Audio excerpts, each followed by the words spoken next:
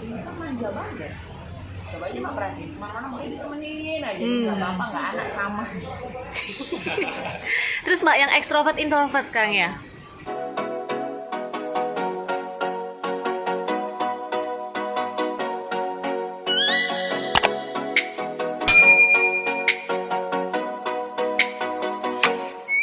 Hai, welcome back to my channel. Masih dengan saya Dr. Rosi, dan di kesempatan video kali ini kita masih membahas mengenai tes Stephen part 5. Ini adalah bagian terakhir. Jadi pastikan teman-teman sudah menonton part 1, part 2, part 3, dan part 4. Oke.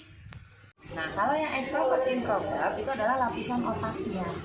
Jadi kalau lapisan otaknya di luar, dia akan lebih renggang, jadi selnya lebih sedikit.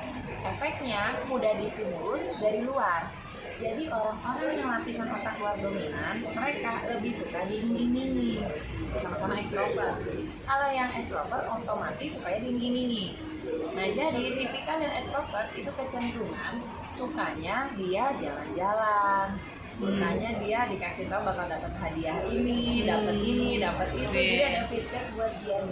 Orang ekstrovert sukanya diiming-imingin, dikasih sesuatu yang enak-enaknya aja. Beda sama introvert. Kalau introvert motivasinya mulainya bukan dari lingkungan, bukan dengan diiming-imingin, tapi mereka ditakut-takutin. Oh. Ya mama, Titi, Nyo ya, sama kape ya, introvert semua. Takut-takutin. Kondisi terancam, kondisi kepepet, kondisi yang benar-benar di bawah tekanan, itu biasanya orang-orang introvert lebih cepat gerak. Betul. Karena lapisan otak mereka yang dominan di dalam, dia lebih banyak selnya, jadi lebih rapat. Kalau yang namanya udah rapat, kira-kira susah dimasukin kan ya, susah distimulus gitu dari luar. Nah, otomatis dia akan kecenderungan butuhnya mulainya dari dalam diri. Caranya motivasi ya mulainya dengan ditakut-takutin tadi. Kondisi kepepet, terancam, baru dia akan jalan. Dan mereka sangat menghargai proses.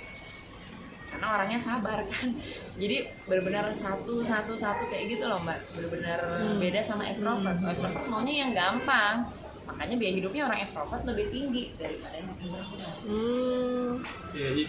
Biaya hidup, karena maunya praktis. Ini misalnya contoh nih, lapar kalau orang introvert, yaudah deh masak aja. Bisa dia mau gitu masak, nungguin tuh mau. Nunggu dengan perut lapar mau. Iya, ekstrovert. Beli ayo. Ayo, McD aja. Gojek aja, GoFood aja gitu. Ya ekstrovert.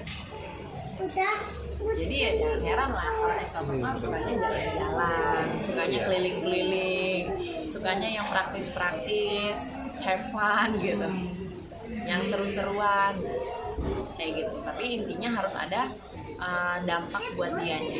Makanya kadang orang-orang introvert di Stephen kesannya seperti orang introvert di psikologi, nggak suka interaksi sama orang kalau nggak ada manfaatnya, nggak ada feedback buat dianya. Sama kayak Mbak yang extrovert juga kayak gitu jadinya, benar-benar butuh feedback kitanya. Nggak ada feedback, ya udah dia nggak mau. Ngapain ketemu sama dia, nggak ada urusan apa-apa. Kalau introvert nggak ada urusan, tapi kalau dia lagi pengen ketemu aja,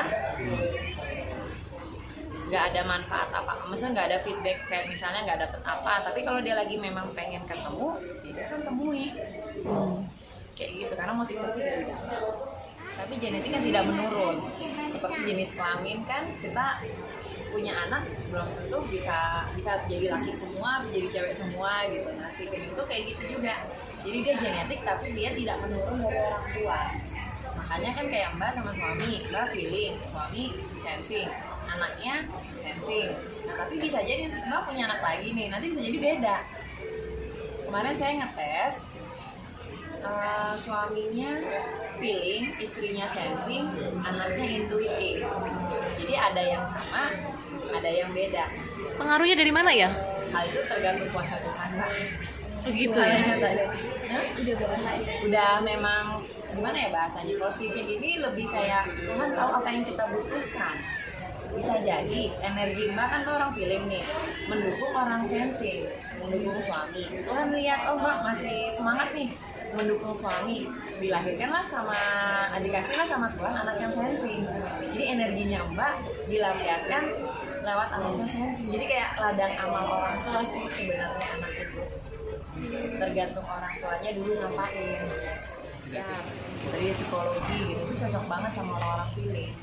Oh iya kayak misalnya Mbak gitu kan lebih banyak edukasi ke orang gitu, edukasi itu juga memang udah bawaan genetiknya orang feeling. Pengennya ngajarin orang aja. Teman tuh misalnya kayak Mbak sama Mama juga banyak banget orang cerita. Kadang nggak pengen tahu rahasia orang, tapi orang cerita aja. Jadi itu tadi karena orang nyaman. Makanya jadi kata-katanya orang feeling itu bertuah banget. Lebih kayak nasihat-nasihatnya itu pasti didengerin banget sama orang. Jadi dia memahami karena orang itu nggak suka ngejudge orang, bijaksana gitu loh tipenya. Kalau mau ngasih tahu sesuatu bener-bener mikirin kondisi orang. Kalau thinking ngasih tahu sesuatu dia sesuai data. Bodoh amat. Apa enggak, mau kamu sedih apa enggak, itu aku ngomong sesuai data. Jadi ini yang menyebabkan orang-orang feeling itu takut sama orang thinking.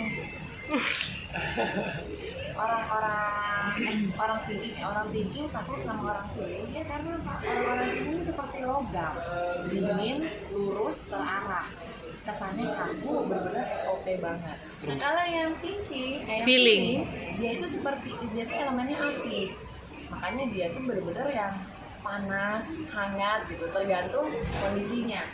Kalau api merah, ya dia jadi besar banget kan, ngerusak semua gitu. Tapi kalau jadi api biru, ya api biru yang benar menenangkan. Pada intinya, api apapun, kalau udah ketemu sama logam, pasti logam yang cair. Logamnya jadi cair. Kamu sing takut mbak kita tuh. Makanya yang thinking, kalau udah ketemu orang feeling, rasanya kayak nurut aja. Mama ngomong nih sama Mas Bayu di thinking, tetap aja mau Mas Bayu ngeyel kayak apa, kalau udah mamanya ngomong begini, udah nggak bisa dilawan, kayak ngeyakin aja. Jadi langsung nurut gitu, karena leleh logamnya langsung ketemu sama orang feeling. Jadi saya sering ketemu teman saya feeling, jadi dia tuh sering curhat, kok aku sering sakit ya gimana nggak sakit, nah nggak berani ngungkapin apa yang dirasain di hati karena nggak percaya sama orang juga. Kan karena mama tahu kadang mau cerita aja mikir orang feeling itu, jadi daripada saya cerita ke orang nanti disebar kemana-mana, mendingan saya pendem aja. Nah itu yang kalau di orang feeling jadi penyakit. Kalau thinking dia memang nggak suka cerita masalah. Makanya kalau tipe thinking bisa ceritain masalah pribadi itu hebat banget, berarti dia percaya banget sama orangnya. Karena orang thinking kayak Mas kan nggak suka cerita masalah pribadi, jarang. Ke orang tua ya jarang. Iya. Kalau dan itu nggak masalah buat orang thinking, dia nggak akan sakit karena mereka terbiasa dengan berpikir. Betul. Kalau feeling yang jadi kayak orang thinking yang sukanya mikir nggak dirasain jadi penyakit. Itu memang harus sering komunikasi sama orang. Ada setidaknya 1-2 orang yang jadi tempat curhat. Sensi introvert. Karena kan lebih suka beres-beres rumah. Padahal udah capek, malah beres-beres. Iya. Karena memang caranya dia untuk bikin Meluangkan itu tadi. energinya. Kalau orang sensi itu lagi bad mood, suruh keliling-keliling, suruh lari-lari, itu udah balik-balikin moodnya. Suruh seger lagi. Karena orang mikir kan, mana ada orang lagi capek malah beres-beres rumah gitu. Tapi memang ada buktinya orang sensi itu kan. Nggak yang sensi cuma gitu. Baterainya baterai alkalin jadi nggak habis-habis.